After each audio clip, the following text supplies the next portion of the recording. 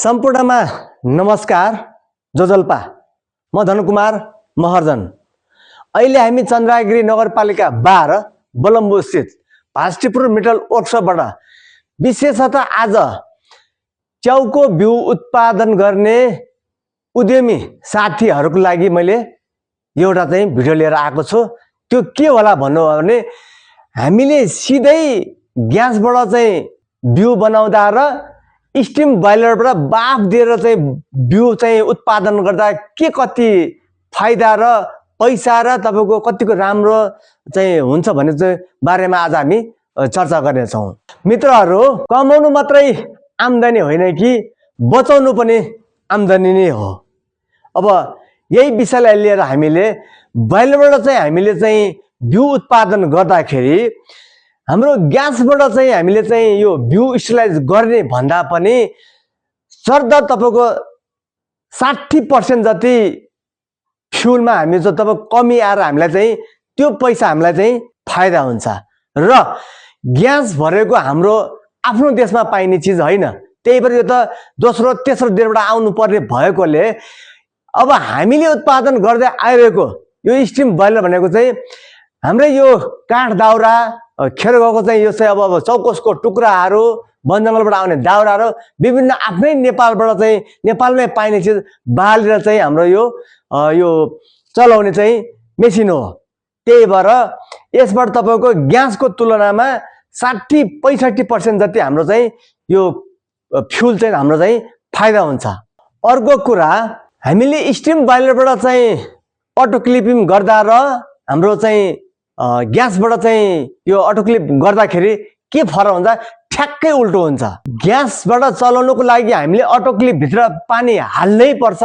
केही कारणवश चाहिँ पानी कम भयो भने चाहिँ अटो क्लिपै खराब हुने हुन्छ भने हामीले स्टिम बोइलरबाट स्टिम दिएर चाहिँ अटो क्लिप गर्दाखेरि चाहिँ भित्र भएको पानी पनि कथम कथा भित्र पानी जम्मा भयो भने त्यो पानीलाई भित्र नराखिकन त्यसलाई फाल्नै पर्छ। त्यो फाल्नको लागि हामीले यो अटोक्लेभको चाहिँ पिँधमा हामीले चाहिँ थर्मोडाइनामिक स्टिम ट्र्याप चाहिँ हाम्रो चाहिँ एउटा चाहिँ सानो एउटा सामान हालेको हुन्छौँ, ताकि त्यसले तपाईको के भयो भने स्टिम भित्र गएर चाहिँ पानी भित्र चाहिँ जमे पनि तपाईको चाहिँ पानी सबै फाल्ने, स्टिम बाँकी भएपछि ट्र्याप। यो स्टिम ट्र्यापको मतलब त्यही नै हो, पानी फाल्ने स्टिम मात्रै बच्यो भने समाउने स्टिम ट्र्याप यो लगाएको हुन्छ। त्यसले गर्दाखेरि तपाईको के हुन्छ भन्दाखेरि पानी भएको चाहिँ बाफ भन्दा पनि हाम्रो सुक्खा चाहिँ हाम्रो स्टिम चाहिँ यो पानी भएको भन्दा पनि कडा हुन्छ।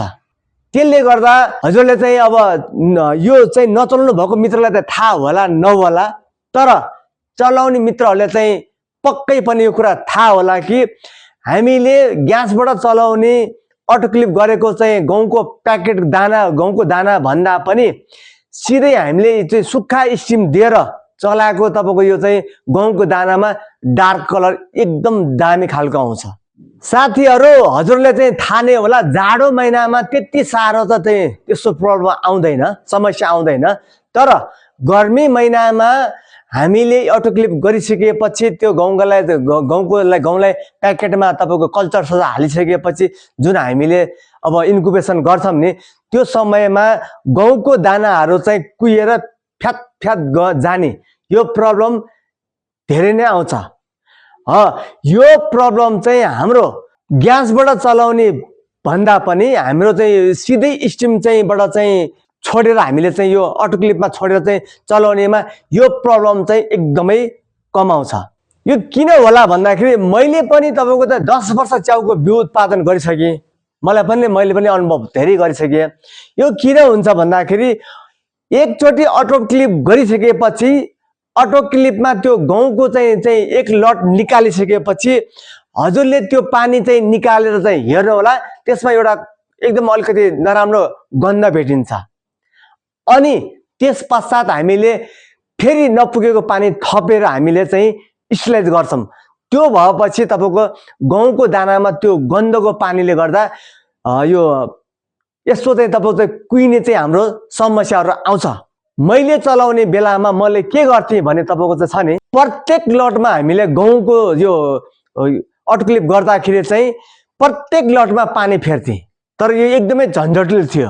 अब यही चाहिँ समस्याको समाधानलाई चाहिँ हामीले स्टिम बोइलरबाट चाहिँ हामीले चाहिँ यो अटोक्लिप स्टोरेज गर्दाखेरि के हुन्छ भन्दा हरदम जहिले तहिले तपाईँको बोइलरबाट चाहिँ फ्रेस पानीबाट उत्पादन भएको बाफ चाहिँ स्टिम भित्र चाहिँ आइरहने भएकोले भित्र पानी पनि जम्मा हुनै नपाउने, त्यही भएर एकदम फ्रेस पानी चाहिँ गन्धले भेट्नै नपाउने।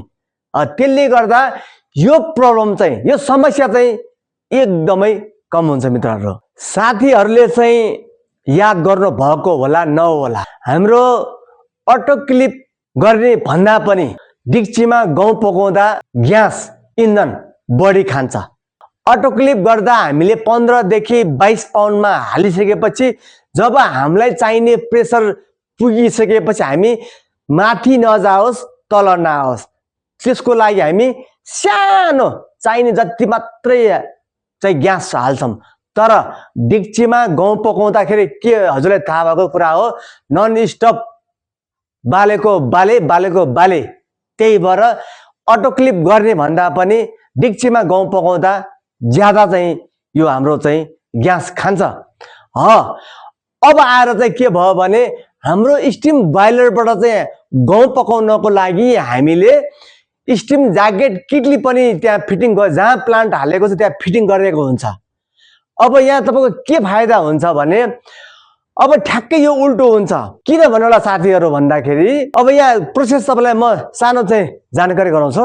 हामीले अटोक्लिपमा गहुँको प्याकेट हालिसकेपछि स्टोरेज चाहिँ गर्नको लागि हामीले बाफ चाहिँ अटोक्लिपमा छोड्छौँ।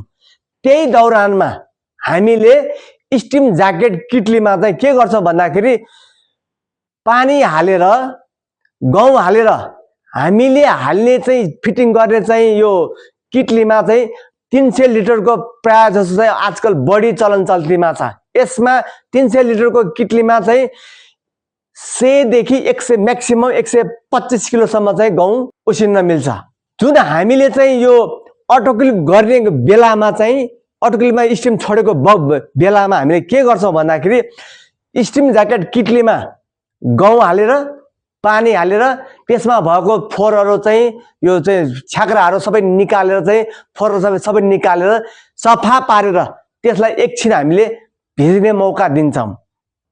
जब हाम्रो 2 घन्टा 3 घन्टा हाम्रो जुन चाहिँ त्यो अटोक्लिप गर्ने समय सकिन्छ नि, त्यो बेलामा कि हजुरहरूले बोइलरमा आगो नै चाहिँ अफ गर्नु निभाउनु पर्यो, निकाल्नु पर्यो।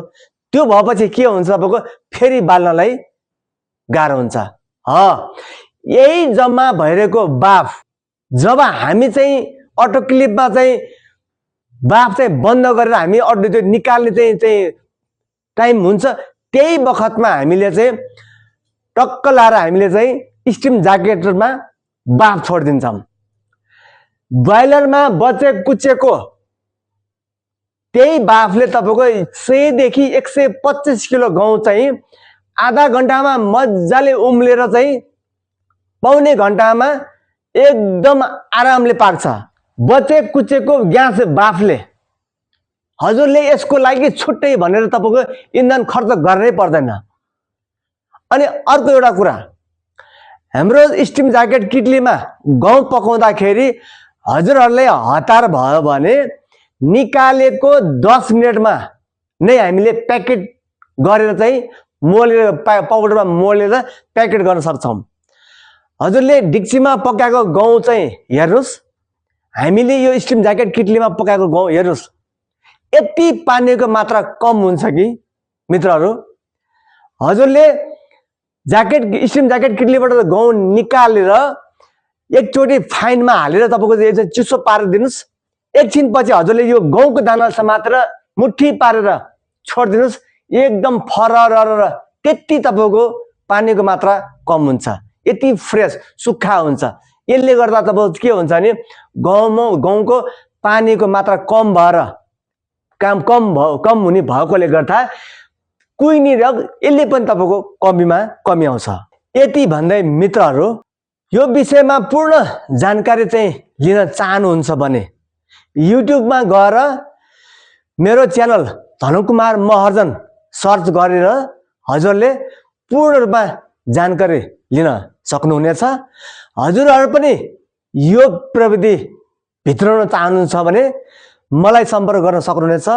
मेरो कन्ट्याक्ट नम्बर हो 98 41 21 31 08। मेरो व्हाट्सएप पनि यही नम्बरमा छ। हाम्रो चाहिँ रहेको छ भास्टिपुर मेटल वर्कसप चन्द्रागिरी 12 बलम्बु।